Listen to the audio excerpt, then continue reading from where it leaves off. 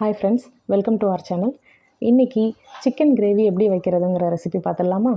அதுக்கு ஒரு சட்டியில் மல்லி, வரமிளகா, சோம்பு, மிளகு, சீரகம் இந்த 5 பொருளையும் நல்லா வறுத்துக்கணும்.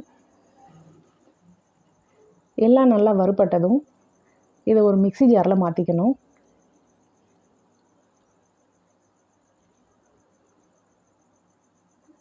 மிக்ஸி ஜாரில் மாற்றிட்டு அது கூட ஒரு கைப்பிடி அளவு தேங்காயை பல்லாக நறுக்கி அதையும் சேர்த்துக்கணும். இப்போ இதை எவ்வளோ நல்லா நைஸாக அரைக்க முடியுமோ அந்தளவு நைஸாக அரைச்சி ஒரு பாத்திரத்தில் மாற்றிக்கிட்டேன். அடுத்து அதே ஜாரில் 2 தக்காளி, சின்ன தக்காளியாக இருந்தால் 3 கூட போட்டுக்கலாம், அதையும் அரைச்சி நம்ம தனியாக வச்சுக்கணும். இப்போ கிரேவி தாளிச்சிடலாம். அதுக்கு அதே பாத்திரத்தில் எண்ணெயை ஊற்றி சோம்பு போட்டு தாளிச்சிட்டு நறுக்கின வெங்காயம், நான் 3 வெங்காயம் போட்டிருக்கேன், பெரிய வெங்காயம். வெங்காயம் நல்லா வதக்கணும்.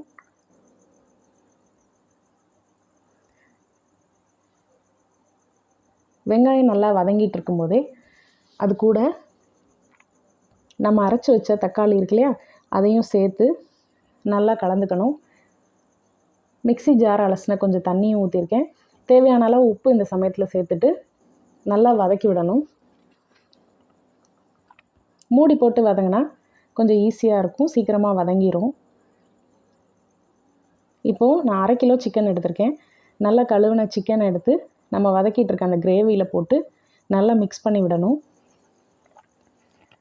மூடி போட்டு ஒரு 2 மினிட்ஸ்க்கு ஒருக்கா இந்த மாதிரி வதக்கி விட்டால் இந்த மாதிரி வரும்.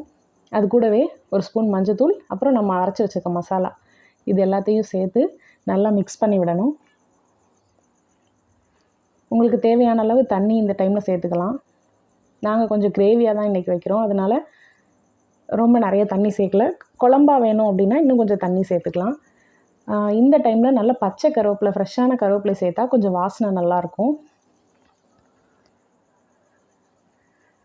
ஸோ 5 மினிட்ஸ்க்கு ஒருக்க இந்த மாதிரி மூடி போட்டு அதை ஓப்பன் பண்ணி கிளறி விட்டு வேக வைக்கணும்.